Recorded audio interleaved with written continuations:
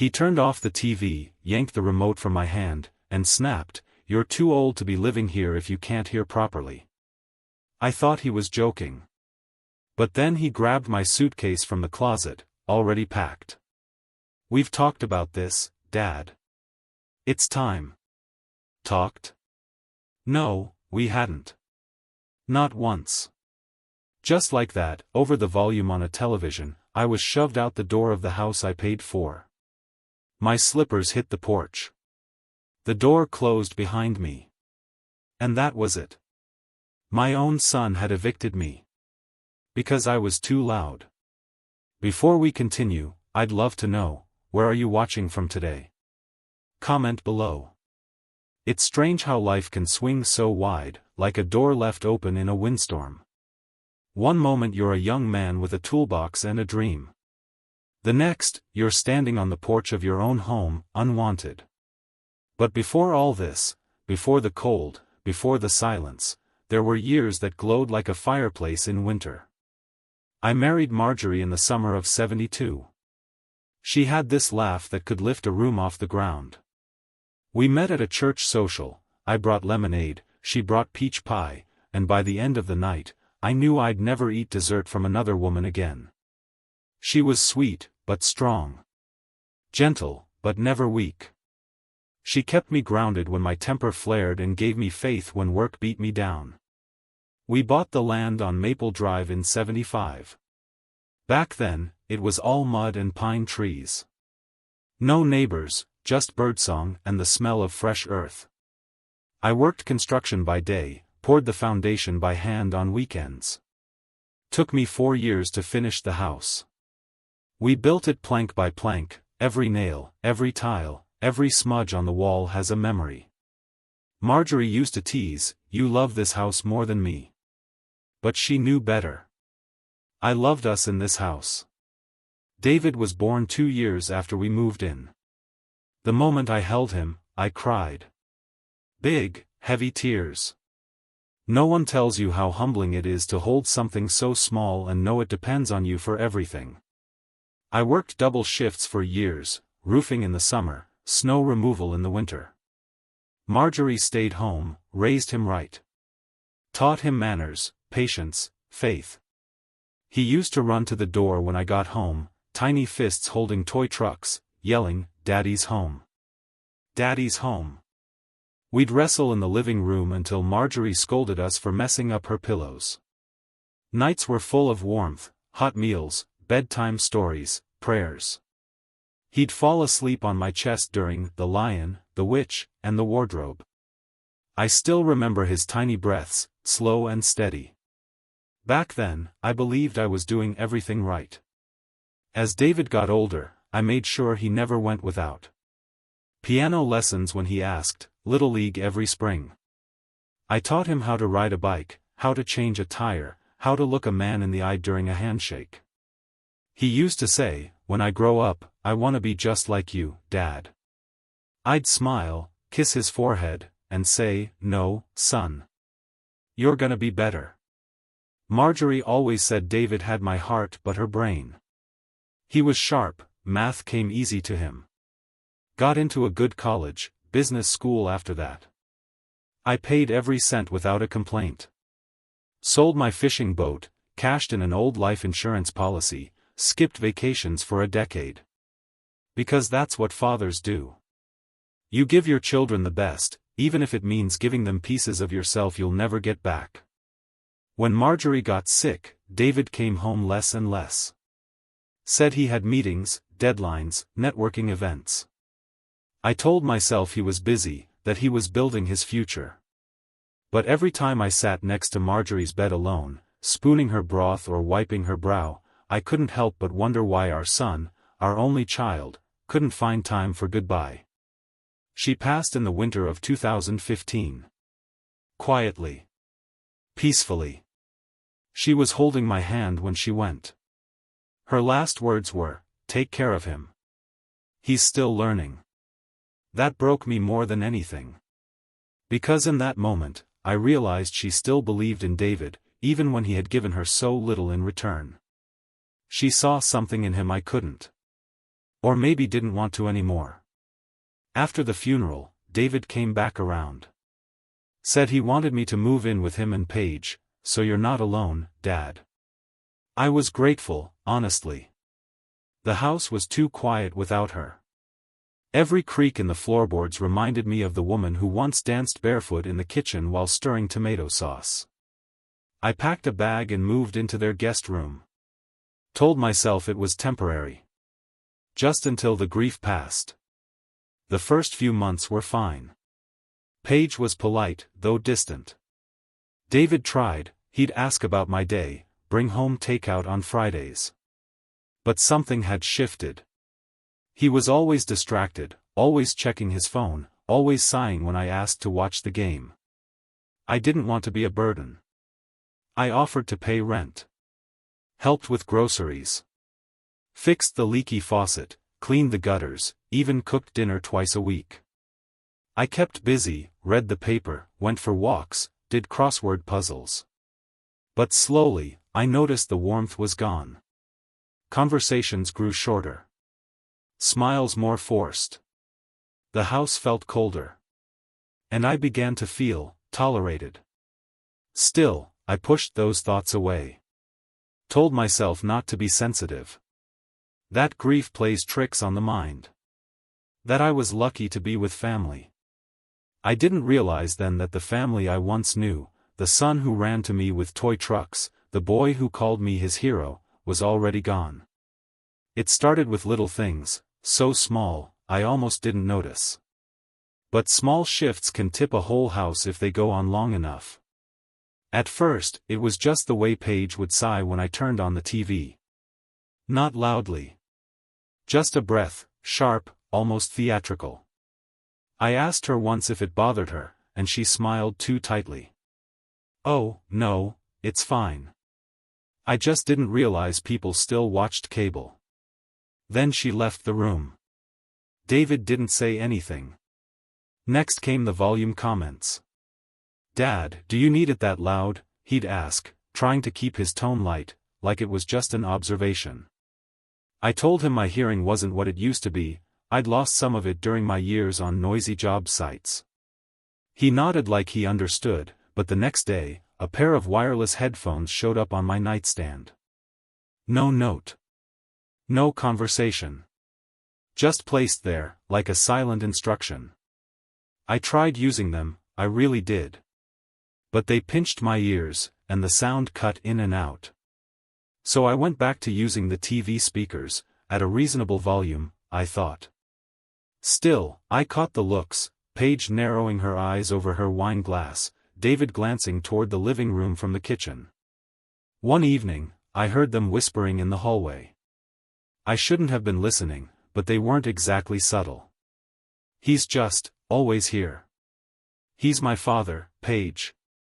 I know, but it's starting to feel like we don't have a home anymore. It's his place now. His TV, his schedule, his food. I remember how I just sat there, the remote in my hand, staring at the black screen. I didn't even press play. After that, things changed faster. Meals became quieter. Paige stopped asking if I needed anything from the store. David began taking longer at work. When he came home, he'd go straight to his room without saying goodnight. I started keeping to myself more. Stayed in the guest room, tried to be invisible. I didn't want to cause tension. I'd go for long walks around the block just to give them space. I even skipped dinner some nights, telling them I wasn't hungry when I was. Still, it didn't seem to help. One Saturday, I spent all morning trimming their hedges and mowing the lawn. I was sweaty, tired, but proud, the place looked sharp. David walked out to grab the mail, barely glanced at the yard. You missed a patch by the driveway, he said flatly. Not a thank you. Not even a nod. Just that. I looked at him, searching for the boy who used to bring me lemonade while I worked in the summer heat. He didn't look back. Later that week, Paige invited her parents over for dinner. I stayed out of the way, didn't want to intrude. But when I came out to grab some water, I heard her mother say, "I thought this was your home, not your father-in-law's retirement lodge." Paige laughed. David didn't say a word. I stood there, listening, invisible in the hallway of a house I helped fund. Of a life I helped make possible. I didn't sleep that night. I just sat in the dark, thinking of Marjorie. She would have known what to say. She always did. She would have reminded them gently, but firmly, who built the foundation under their feet. But me? I just kept hoping things would get better. Even Lily, my sweet granddaughter, seemed different. She used to run into my arms every time she visited, always asking for one more story, one more walk. But now, visits were rare. Paige said she was too busy with extracurriculars. And when she did come, she'd wave politely, then disappear upstairs with her phone. One night, I made Lily's favorite dinner, beef stew with cornbread, just in case they stopped by. I even set the table for 4. But when they arrived, Paige took one look and said, "We already ate." Sorry. They sat in the living room with takeout containers while I ate alone at the table. I didn't mention the hours I'd spent cooking. Didn't say a word about the cold food, or the empty chairs. I just smiled and cleared the dishes when they left. But inside, something cracked. It wasn't just about TV volume or missed meals. It was the slow erosion of respect. The feeling of being an unwanted guest in a space I helped create. The silence after every comment. The passive dismissals. The polite cruelty. I tried to brush it off, to stay calm. Told myself I was imagining things. That maybe I was too sensitive, too old-fashioned, too set in my ways. But deep down, I knew the truth. This wasn't about noise. It wasn't about space. It was about them deciding they didn't need me anymore. Not as a father. Not as a man. Not even as a human being. They'd gotten used to my silence. Counted on it, even. They believed I wouldn't speak up, that I'd just keep smiling, nodding, fading. But I wasn't fading. I was watching. And I was remembering. Every word. Every silence. Every moment where love should have lived but didn't. And the worst part? I still loved them. It happened on a Sunday. I'd been up early, made my usual cup of coffee, watered the few plants by the porch, and settled into the recliner to watch the morning news. It was a routine I clung to, a quiet comfort that helped me feel like I still had some kind of normal. The house was quiet. Too quiet. Paige and David were sleeping in, I figured. Around 10, I heard activity in the kitchen. I stood up, stretched my back, and walked in, offering my usual cheerful, "Good morning." Neither of them responded. David was hunched over his laptop. Paige was sipping her smoothie, scrolling on her phone. The silence was thick, uncomfortable. I thought maybe they were tired, maybe a fight. I tried not to read into it. "Anyone hungry?" I was thinking of making French toast, I offered. Paige didn't even look up. "We're going out for brunch." "Oh," I said quietly. "You want me to come along?" David finally looked at me, but not with kindness. His expression was flat, almost irritated. "It's a work thing. Just clients. You'd be bored." "Clients? On a Sunday?" That didn't sound right, but I didn't push. I just nodded and went back to the living room, trying not to let the rejection sting. A few hours later, I heard voices from outside. Laughter. Music. Car doors. I looked out the window and saw people arriving, friends, neighbors, even some relatives I hadn't seen in years. Balloons. Decorations. A banner that said, "Congratulations, Paige." I opened the door and stepped out. Paige saw me first. Her face fell for just a second before she masked it with a smile. "Oh, hi, you weren't supposed to be out here yet. What's going on? I asked, confused. David appeared behind her, carrying a tray of champagne flutes. It's Paige's promotion party, he said. She just made partner. No one had told me. Not a word. I stood there, stunned, as more guests arrived. Everyone laughing, hugging, congratulating. People I hadn't seen in decades, walking past me like I was part of the scenery. A man I didn't recognize even said, "Is he the caterer?" I felt invisible. Eventually, I turned and went back inside. I didn't want to embarrass them. Or myself. I sat in the dark guest room, listening to the muffled music and clinking glasses. An hour later, I heard someone enter. David. He didn't knock. Just walked in. "You okay?" he asked, like it was a question for show. "I wasn't invited," I said softly. He sighed. "Dad, it was a last-minute thing. Paige didn't want to make a big deal. But there's balloons. And a guest list. And champagne," I interrupted. He rubbed his temples. "Look, I didn't think you'd want to be around a bunch of strangers. You get tired easily. It's not personal. Not personal." Those words echoed in my head. Not personal. Just like that, my absence at a celebration in my own home was dismissed. Sanitized. I didn't say anything else. I just looked at him. And then, something happened I'll never forget. As David turned to leave, I saw him glance down at my shoes, the ones I'd worn since Marjorie passed. They were scuffed, old, worn. He muttered, barely audible, "We really need to do something about this situation." This situation. That's what I'd become. Not dad. Not father. Just a situation. A few days later, I overheard Paige on the phone with one of her friends. I was walking past the open bathroom door. She didn't know I was nearby. "No, seriously, he's like a ghost. Just shuffles around the house like he owns it. And the TV, it's like surround sound for the whole block." I told David, "Either he talks to him or I will. We are not running a retirement home." My throat tightened. I'd heard enough. That night, I sat at the kitchen table long after they went to bed. I poured myself a glass of water and stared at the empty chair across from me, the one Marjorie used to fill. I imagined her saying, "Speak up, Harold. Don't let them silence who you are." I realized then what hurt most wasn't the party.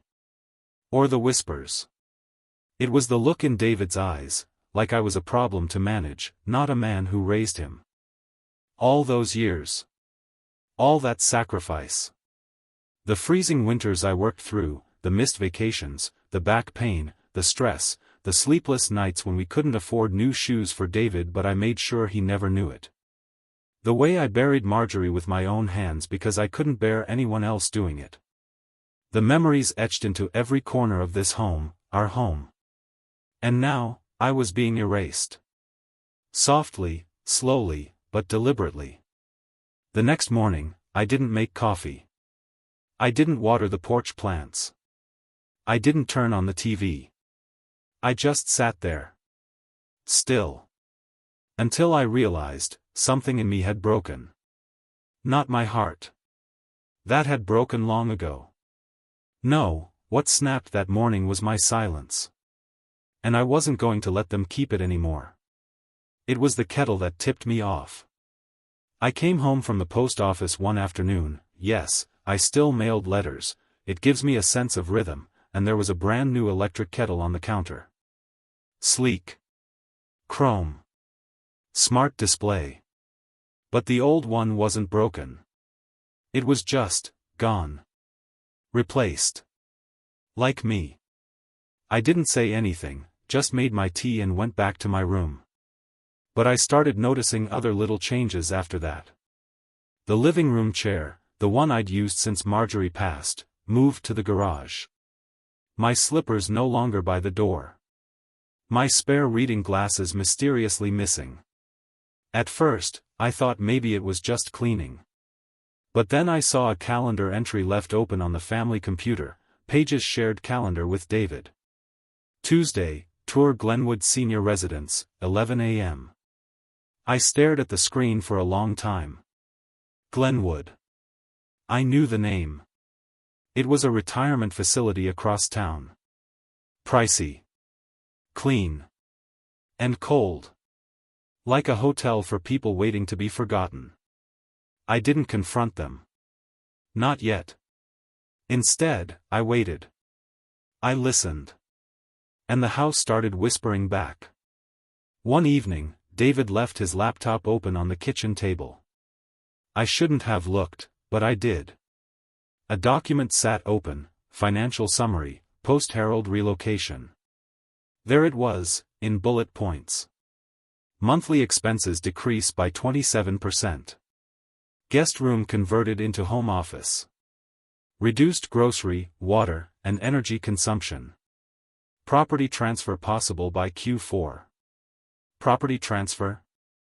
I scrolled further. They were planning to liquidate my assets, my home, as part of some larger financial restructuring. Paige had attached her notes in the sidebar, could use Dad's trust fund to cover Lily's college plus down payment for Lake House. I leaned back in the chair. My hands were shaking, but my mind was oddly clear. They weren't just annoyed by me. They were building a life that required me gone. That night, I dreamed of Marjorie. She was in the garden, like always, sleeves rolled up, dirt on her hands, smile wide. She said, "You always planted deep roots, Harold. You just never imagined the ones you planted wouldn't stay." I woke up before dawn. Sat on the edge of the bed in the dark, watching shadows stretch across the floor. They were counting on my silence. Counting on me to nod and go along, just like I had been. They thought love meant compliance. That gratitude should equal obedience. That because they took me in, I owed them everything, even my dignity. I started paying attention differently after that. Not just to what they said, but what they didn't say. Paige avoided eye contact when I entered a room. David, when he wasn't working late, scrolled through real estate listings on his phone, not even hiding them anymore. They spoke in half sentences when I walked by. Whispered when I turned corners. One evening, I overheard a conversation from the patio. David and Paige, sipping wine. "He won't fight it," Paige said confidently. "He'll go quietly. He's tired." "You've seen him." David hesitated. "Still, it feels wrong. It's his money." "No," she snapped, "it was his money. Now it's our future." That word again. Future. Like mine was already over. Like my years were just spare change tossed in their piggy bank. I sat in my room that night with Marjorie's old journal. Flipping through pages of her looping handwriting calmed me.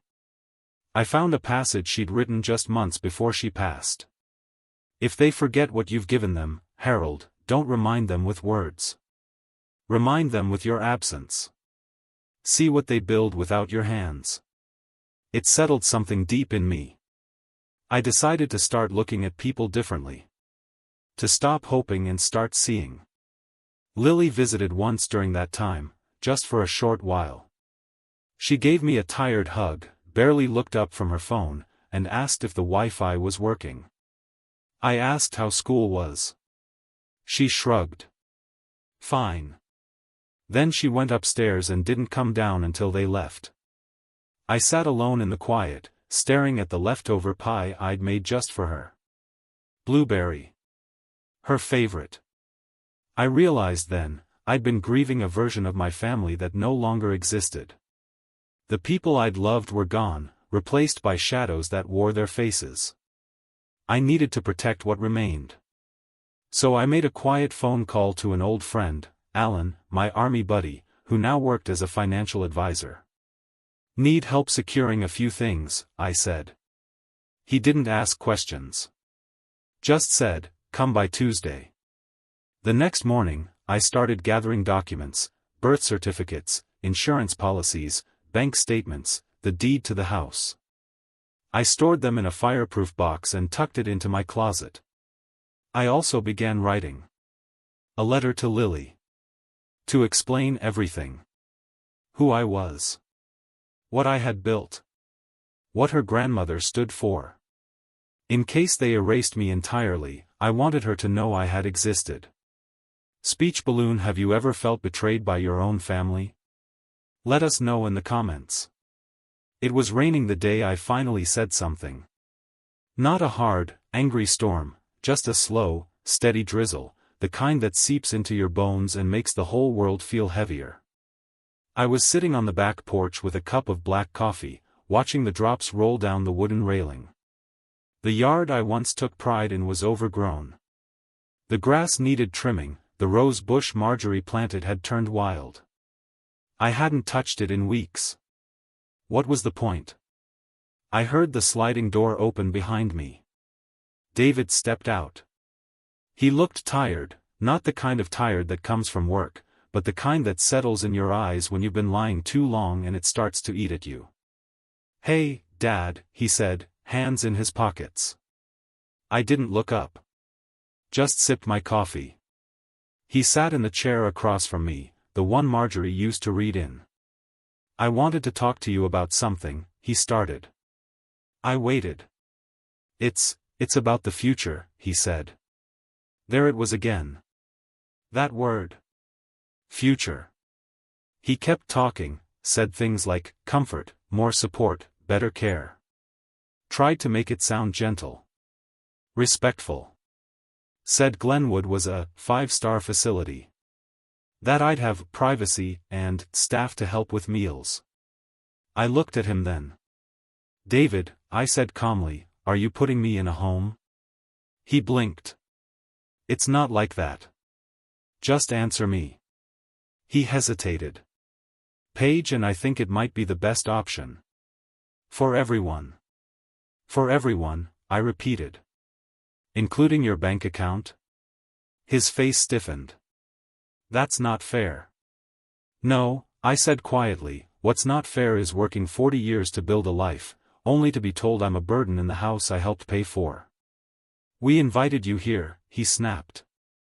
"We tried to include you, but it's always complicated. You can't hear half the time, you ignore boundaries." "I ignore boundaries?" I laughed, bitterly. "You've been planning behind my back. You've been treating me like a guest in my own bloodline." His jaw clenched, but he didn't deny it. "You think I haven't noticed?" I continued. "The calendar entries. The property talk. The way Paige winces every time I walk into a room? You think I don't see the truth?" He didn't answer. That silence was louder than anything he could have said. I stood, slow and stiff, and walked back inside. Left him on the porch, dripping with the truth. That night, I barely slept.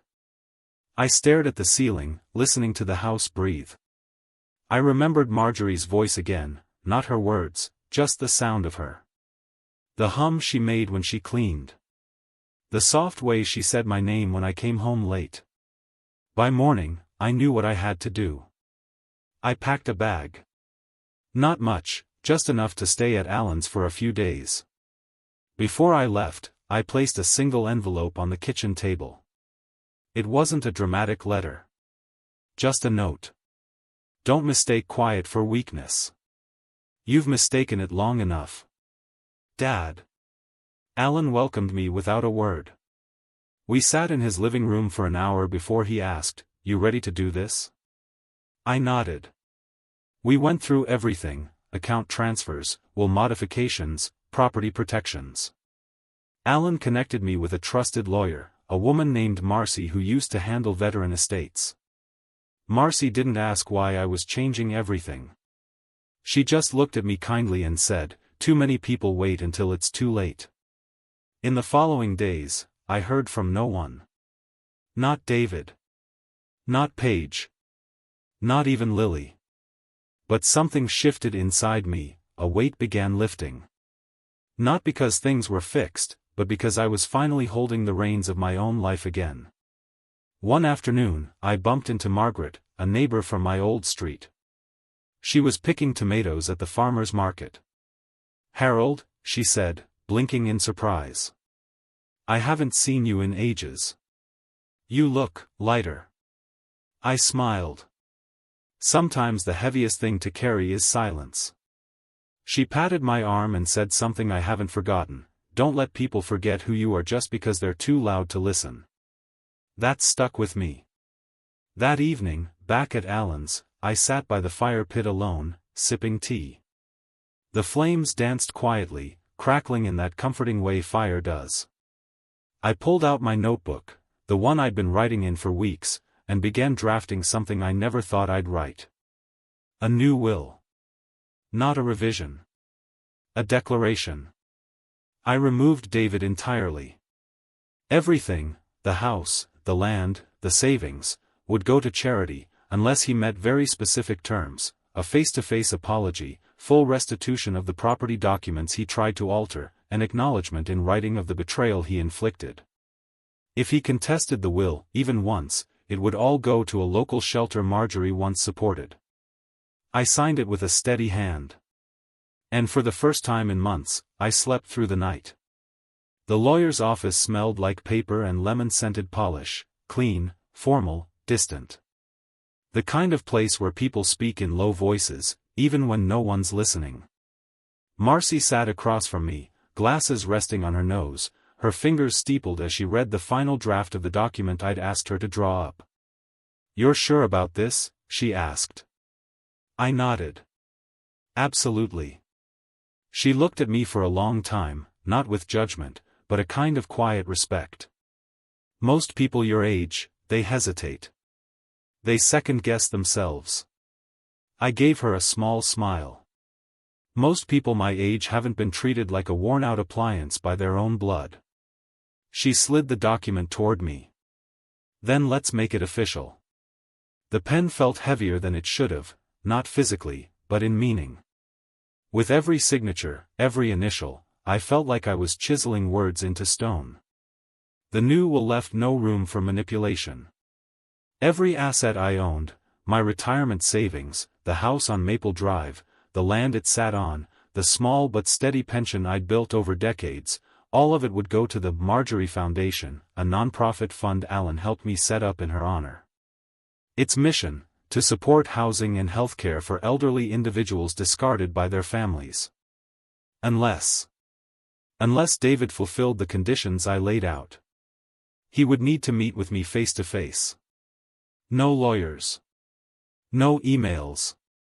Just him and me. He would need to admit what he'd done, the manipulation, the deceit, the betrayal. He'd have to return any paperwork, legal or financial, that he tried to redirect into his own name. And he'd have to sign a statement acknowledging his attempt to remove me from the house as an act of calculated selfishness. Only then would the assets be considered for inheritance. If he contested the will in court, even once, the clause would trigger full forfeiture. Everything would go directly to the foundation. Not a penny to him or Paige. The conditions weren't about revenge. They were about truth. About justice. About preserving what Marjorie and I built from becoming just another footnote in someone else's ambition. I signed the last page and handed it back.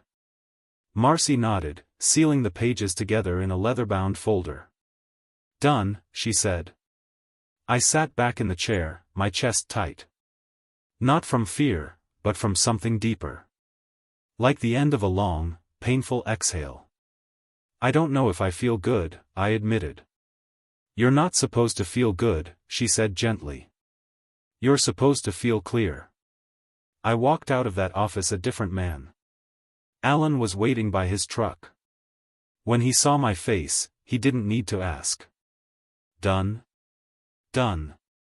We went out for lunch afterward, nothing fancy. A diner on the edge of town. I had chicken fried steak. He had soup. "You know," Alan said between bites, when my son stopped talking to me over a political disagreement. I thought it was the worst pain I'd ever felt.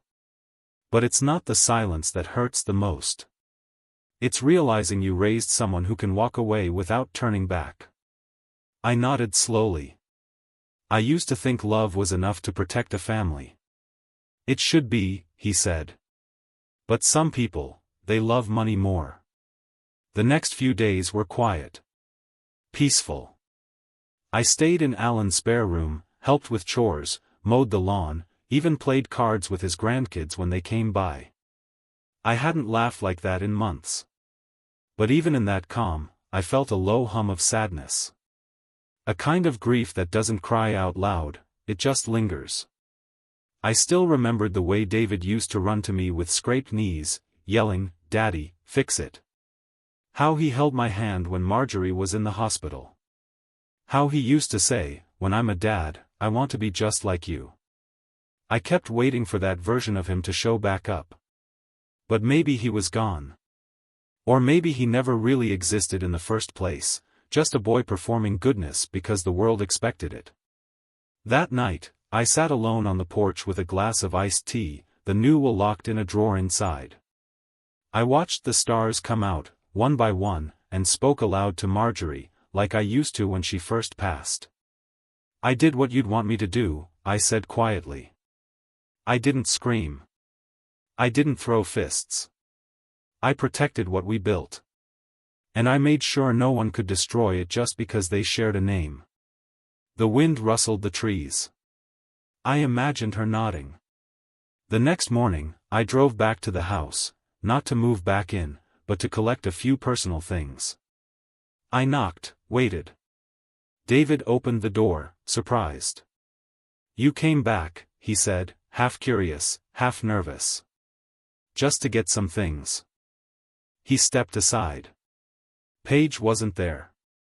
The air felt lighter without her. I packed slowly. A few books. My war medals. Marjorie's photo albums. Her baking apron. A copy of To Kill a Mockingbird, her favorite. I didn't say much. As I walked out, David called after me. "Are you okay?" I turned to him. "Ask me that again," I said, "when you're ready to hear the answer." And then I left, with the will in my car and my dignity intact. It was the mailbox that did it. A week had passed since I'd retrieved my things from David's house. I was still at Alan's place, spending my days helping in the garden or fixing odd things around his property. I thought I was past being surprised, past feeling shocked. But then one morning, I stopped by my old house to grab a jacket I'd left behind, and I saw it. A shiny, new mailbox had replaced the old one. Gone was the red-painted tin box Marjorie and I had picked out together at a flea market 30 years ago. The one with the little dent on the side from when David knocked it over with a soccer ball. The one she decorated every winter with a red bough and pine branches. In its place stood a brushed steel rectangle with Paige and David's initials engraved on the front. No mention of me. Not even the family name. Just two initials. Cold. Precise. Final. I stood there for a long while, my fingers resting on the metal, wondering how something so small could cut so deep. That's when the neighbor, old Mr. Kilpatrick, shuffled over from across the street. He used to borrow my ladder every spring. "Didn't know you'd moved out," he said quietly. "I didn't," I replied. "Not really." He nodded, eyes soft. "Saw the new box go up yesterday. Figured they were, making it official." He didn't have to say more. I thanked him, shook his hand, and walked away. But something was burning in my chest now. That mailbox was more than a container for bills and postcards. It was a symbol. Of erasure. Of rewriting history. Of pushing me out of the story completely. I drove straight to my lawyer's office that afternoon. "Is the new will still protected?"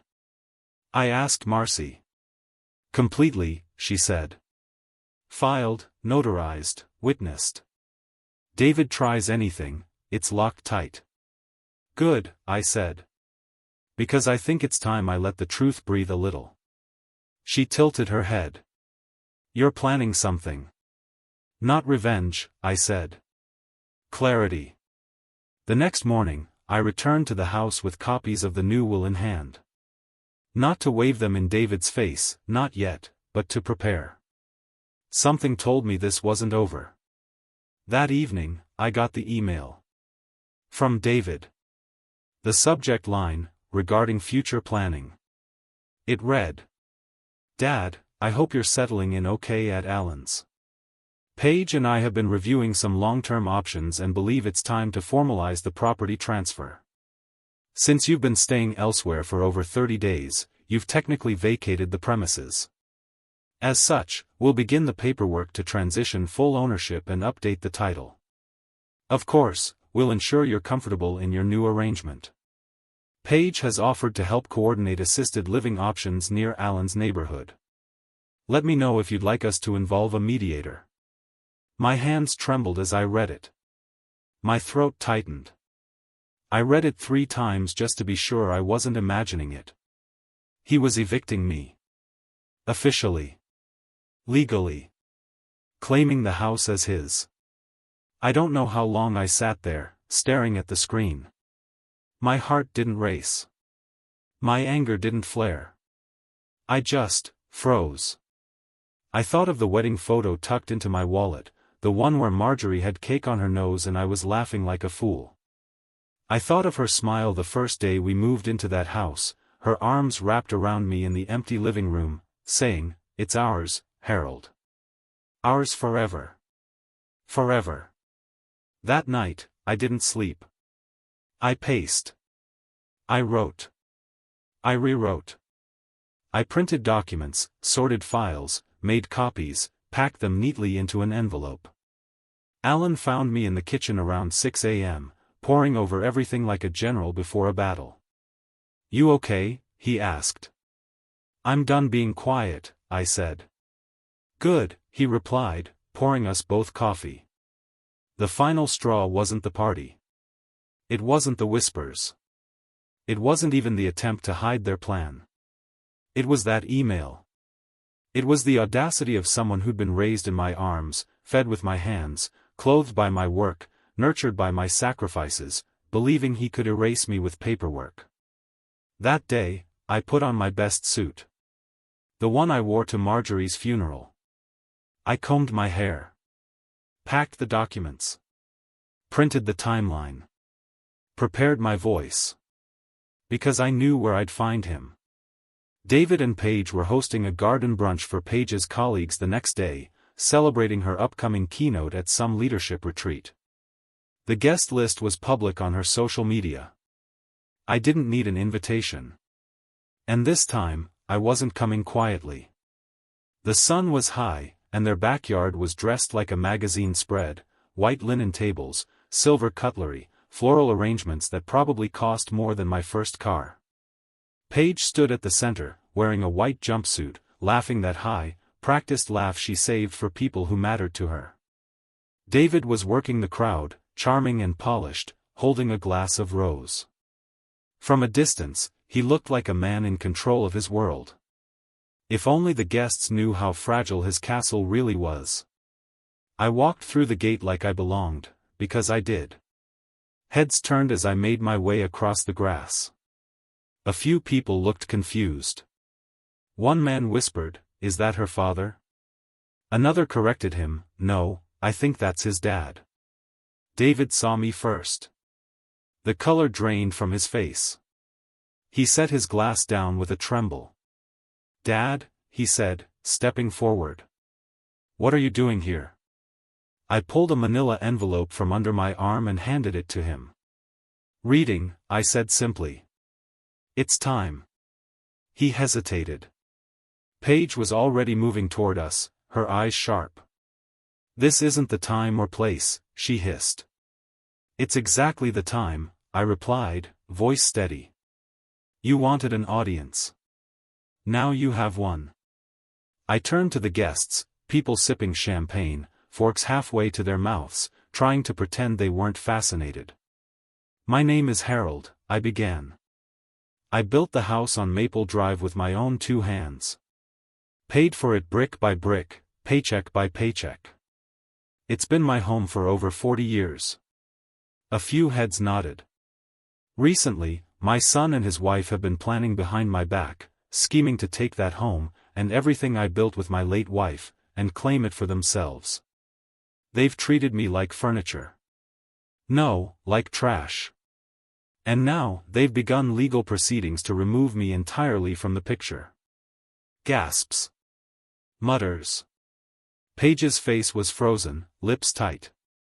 David held the envelope but hadn't opened it yet. I kept silent because I thought it was love. I stayed quiet because I believed respect would return on its own. But love without respect is manipulation. And silence in the face of betrayal is consent. I turned back to David. "I'm not giving you consent anymore." He looked around, panicked. "Dad, please, can we talk about this privately?" "No, son," I cut him off.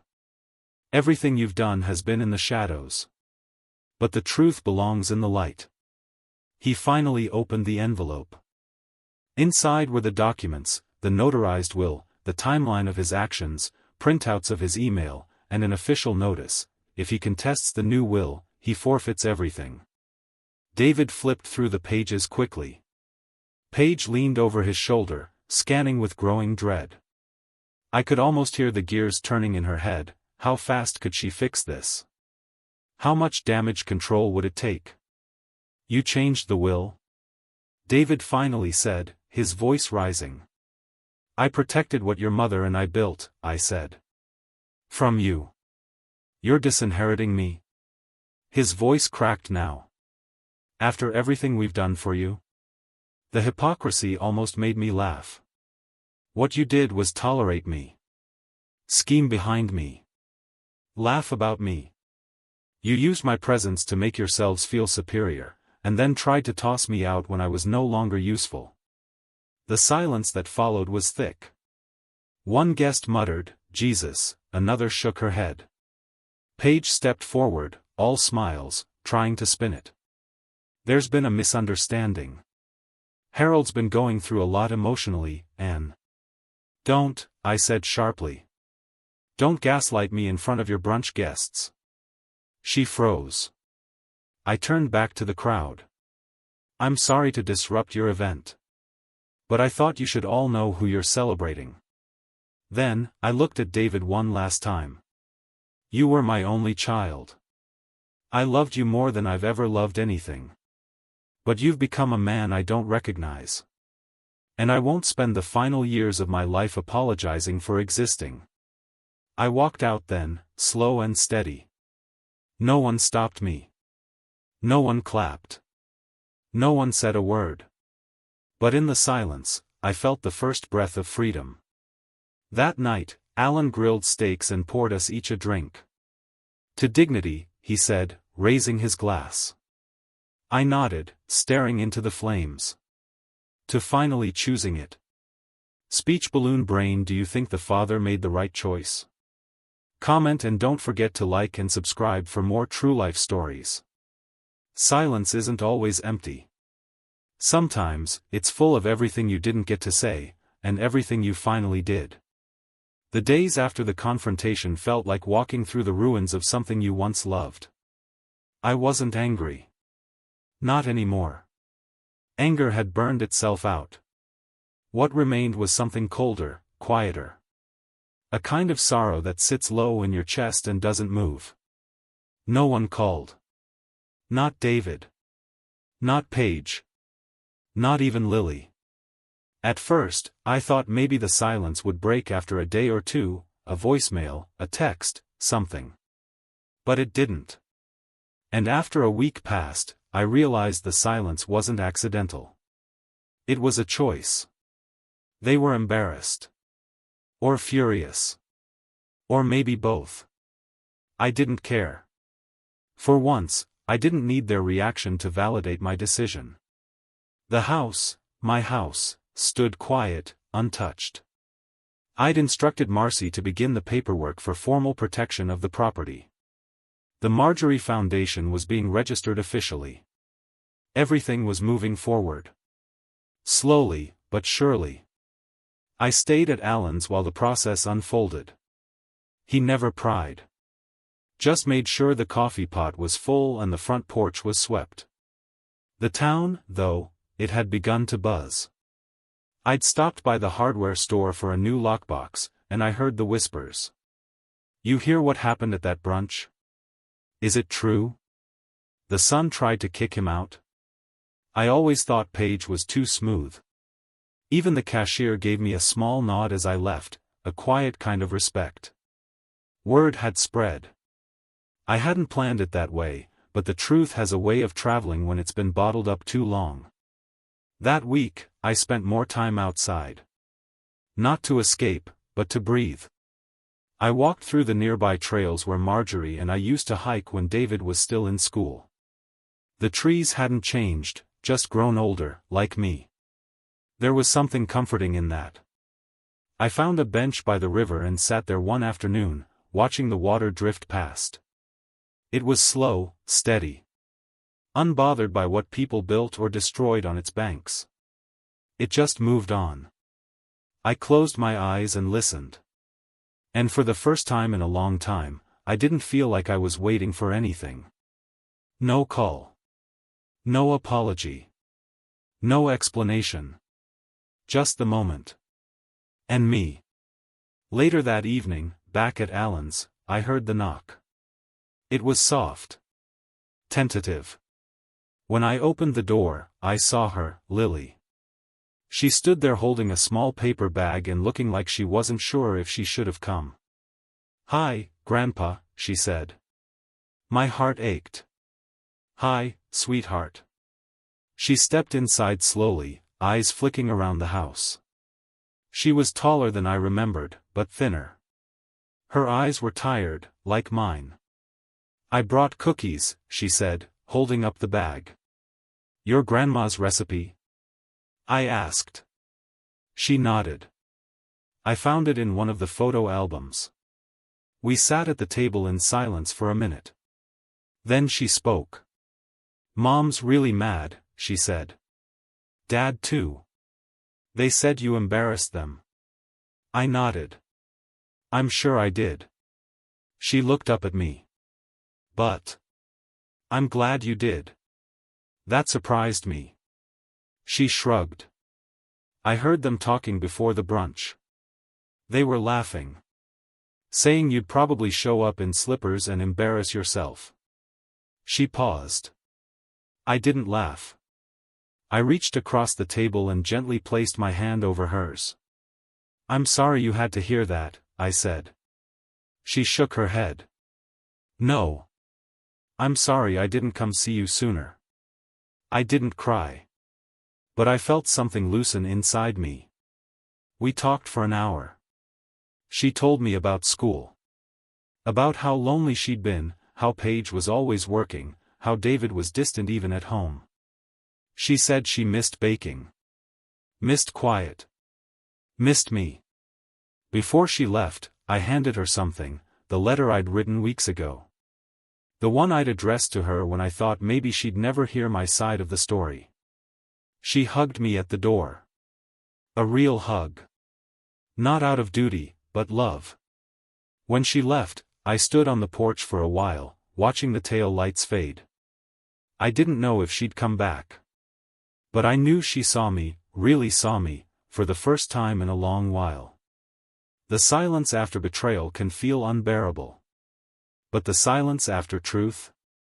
That's peace.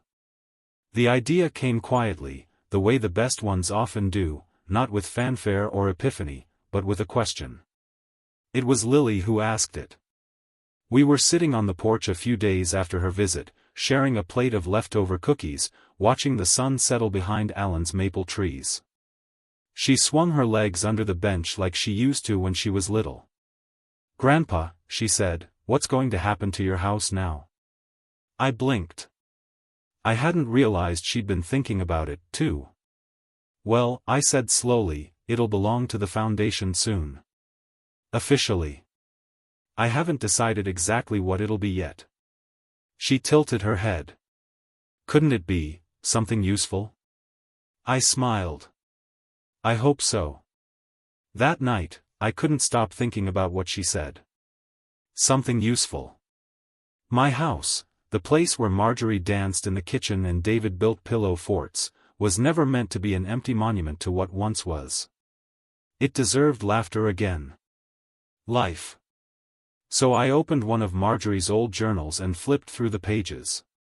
There, nestled between shopping lists and half-written recipes, I found something I hadn't noticed before. If this house ever feels too big for us, maybe one day it can be filled with people who need space to breathe. It was like she'd whispered the answer into my ear. I picked up the phone the next morning and made a few calls. First, to the local church. Then to a women's shelter Marjorie used to donate to. Then to a veterans housing group that helped former soldiers find safe places to stay. I told each of them the same thing: I had a home. Too big for one man. Filled with warmth and memory. And I wanted to open it to the right people. Within a week, I had more interest than I could have imagined. People who just needed a start. A temporary room. A second chance. It wasn't charity. It was purpose. The day I got the keys reissued and officially filed the transfer paperwork to the Marjorie Foundation, I stood on the porch for a long while, letting the keys jingle in my hand. They felt heavier than before, not with burden, but with meaning. Alan and I rolled up our sleeves that weekend and started clearing out the old rooms. We moved the heavy furniture, dusted out the corners, scrubbed windows that hadn't been opened in years. I found a box of Marjorie's old linens, still scented faintly of lavender. I hung them to air, and the whole house seemed to breathe again. Neighbors started noticing. Mrs. Connolly from down the street brought over lemon cake. I saw lights on again, she said, eyes misty. It's good to see this house alive. It was alive. And I was alive with it. I decided to open the first 2 rooms to short-term stays, veterans between housing placements. Quiet men. Grateful men. One of them, Thomas, had lost his wife the same year I lost Marjorie. We sat on the porch one evening and didn't say a word. Didn't have to. Sometimes, silence is the deepest kind of conversation. Then came Angela and her daughter, Eva, fleeing an unsafe situation, needing a roof and some peace. I showed her to the garden where Marjorie once planted tomatoes. You're welcome to use it, I said. Marjorie would want that. She smiled for the first time in days. The house was no longer still. Doors opened. Laughter returned. Footsteps moved across the floorboards with purpose. It was no longer mine alone, and that was the best part. Lily came by one Saturday to help paint the upstairs hallway. She wore one of Marjorie's old aprons and smeared green paint on her cheek without realizing it. We laughed until our stomachs hurt. At one point, she paused and said, "You know, I think Grandma would be proud of this." I looked around at the drying walls, the humming kitchen, the sound of a child's laugh floating up from the garden. "I think so too," I said. That night, I sat by the fireplace, now cleaned and crackling again, and thought of all the years I'd spent trying to hold on to something that didn't want me anymore. And how letting go gave me back everything I'd lost. Not in the way I expected. Not with apologies or reconciliation. But with peace. With meaning. With a plan. The first time I heard Eva call me Grandpa Harold, I nearly dropped the tray of cookies I was carrying. She was sitting cross-legged on the living room rug, coloring with Lily and another child from the shelter down the road. Her voice was soft, casual, like it had always been that way. "Grandpa Harold, can we have 2 cookies each?" I stood frozen in the doorway for a second, caught between laughter and tears. I nodded slowly. "You can have 3, I said, my throat tight. The house had changed. Not in structure, the walls were still the same, the kitchen still held Marjorie's spice rack, and the creaky step on the third stair still groaned like an old man. But the feeling was different. It felt full. Angela had settled in nicely. She helped run the kitchen and handled the mail. Thomas started mowing the lawn without being asked. He fixed a few loose boards on the porch and even offered to repaint the garage once the weather cooled. Another young man named Jamal moved in last week, quiet, kind, always folding his laundry with the neatness of a drill sergeant. Turns out, he was one. The house wasn't a shelter, not really. It was something softer. Something more human. A place to pause. To breathe. To begin again. We had dinners together. Real ones. Not the stiff, silent affairs I'd grown used to with David and Paige. No, these dinners were noisy. Someone was always laughing too loud, or passing the wrong bowl, or telling a story that ended in tears of joy. And every single time, someone would say, "Thank you, Harold," as we cleared the plates. I'd wave them off, but they'd keep saying it. One night, I pulled out an old photo album, the one Marjorie had made after David's 3rd birthday. Lily sat beside me, peering over my shoulder. "That's him?" she asked, pointing to a black and white photo of David in a cowboy hat, frosting smeared on his chin. I nodded. "He used to be sweet," I said. She rested her head on my shoulder. "I think he forgot who he was supposed to be," she whispered. I didn't respond. Because she wasn't wrong. A few days later, Lily brought a friend from school to visit. They helped clean out the attic. I caught them peeking at Marjorie's old dresses and laughing as they tried on sun hats from the 80s. They left with dusty hands and hearts full of stories.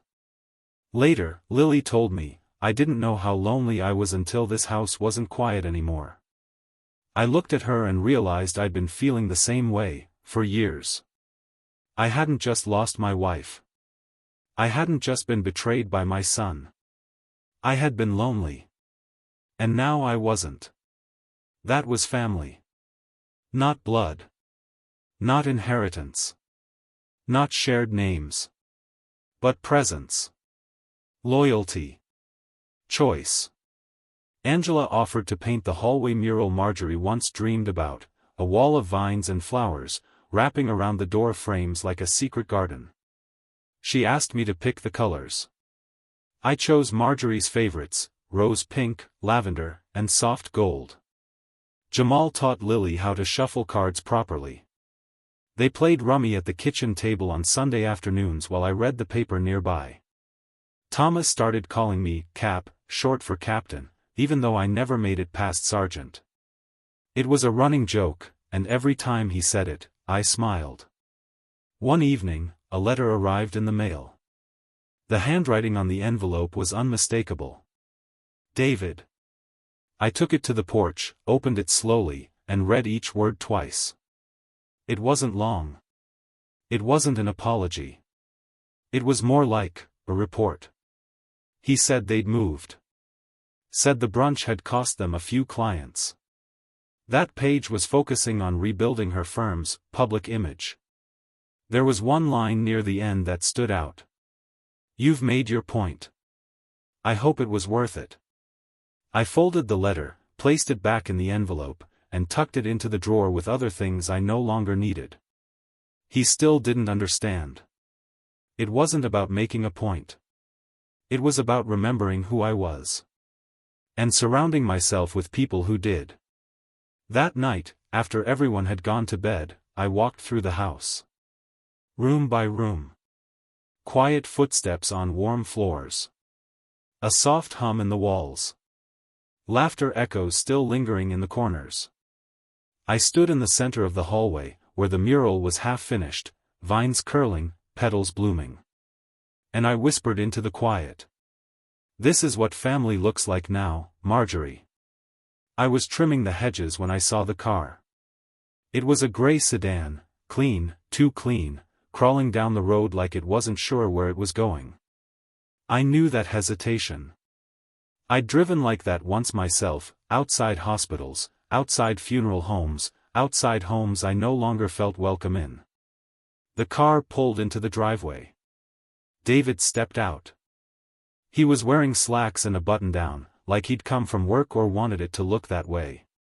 His hair was shorter than I remembered, but the same furrow sat between his brows. He held no flowers, no folder, no papers. Just his hands in his pockets and a stiffness in his jaw. He didn't walk straight up the path. He lingered, glanced around at the garden, at the newly painted porch rails, the flower boxes Angela had planted.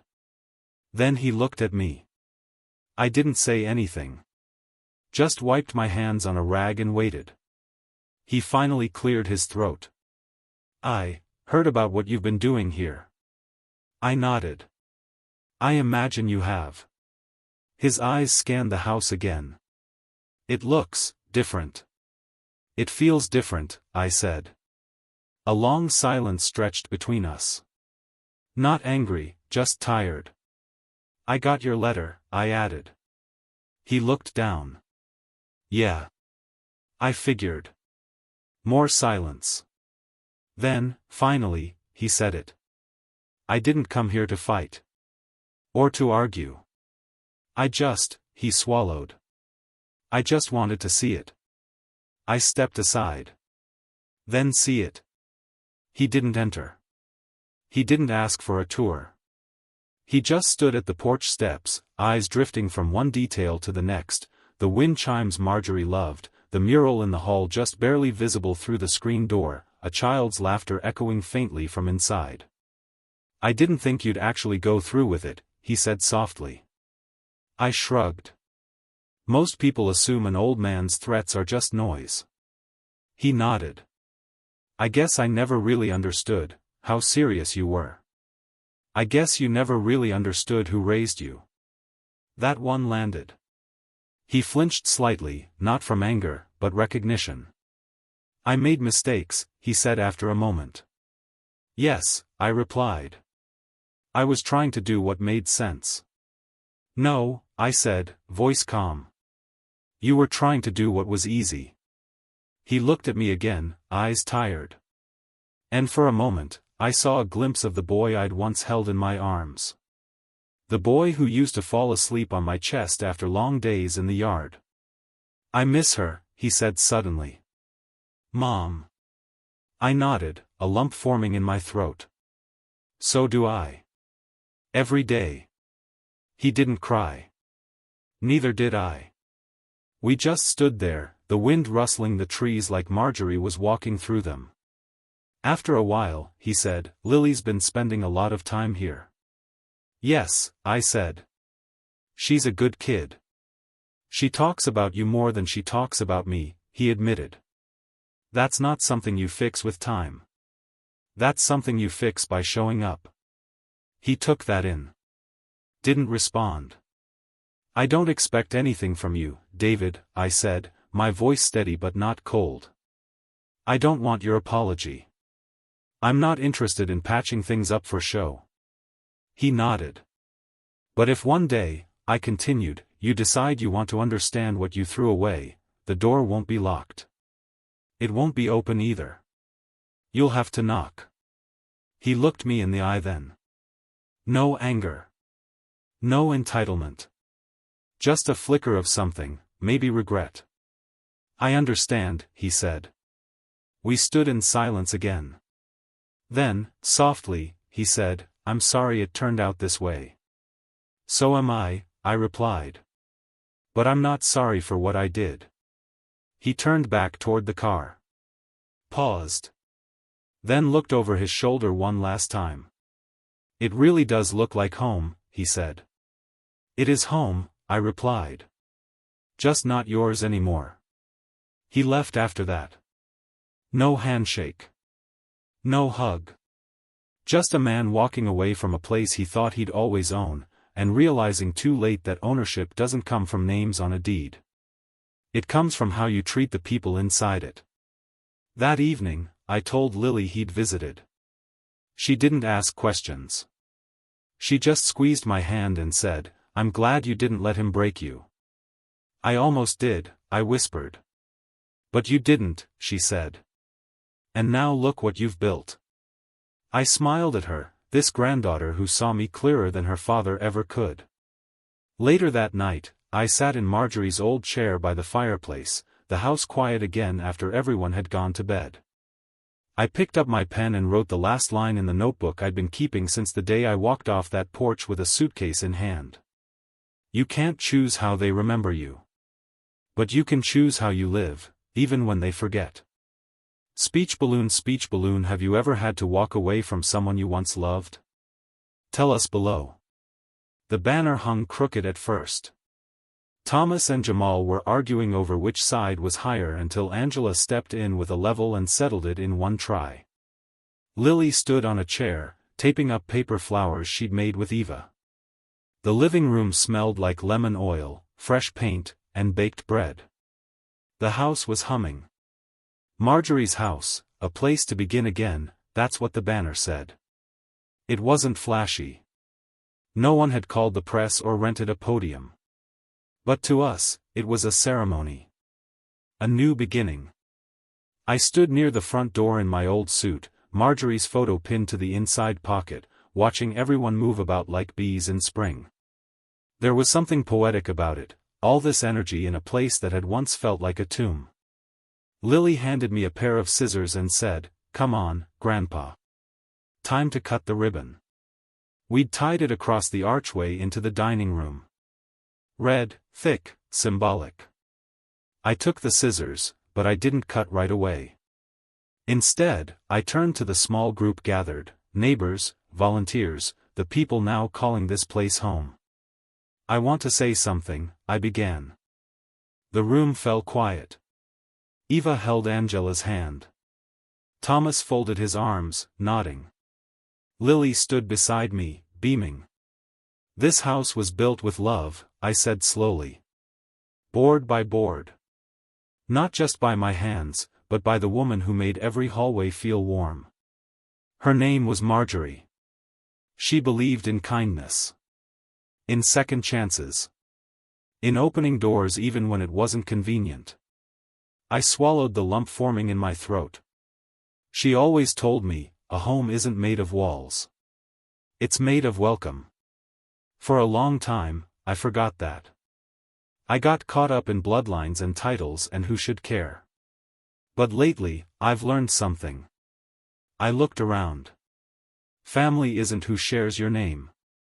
It's who shares your table. Your effort. Your silence and your storm. And this house, her house, is alive again because of people who showed up when others walked away. I handed the scissors to Lily. "Do the honors." She snipped the ribbon clean. The room broke into applause. Not loud. But warm. Real. I spent the rest of the afternoon drifting from conversation to conversation, hugging neighbors, sharing stories, refilling lemonade pitchers. Angela brought out her famous potato salad. Jamal grilled hot dogs out back. Thomas played checkers with Eva on the porch.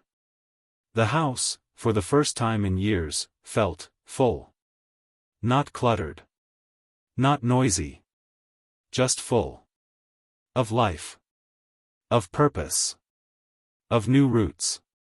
Later that night, after the last dish had been washed and everyone had gone to bed, I sat on the front steps with a cup of tea. The crickets were loud.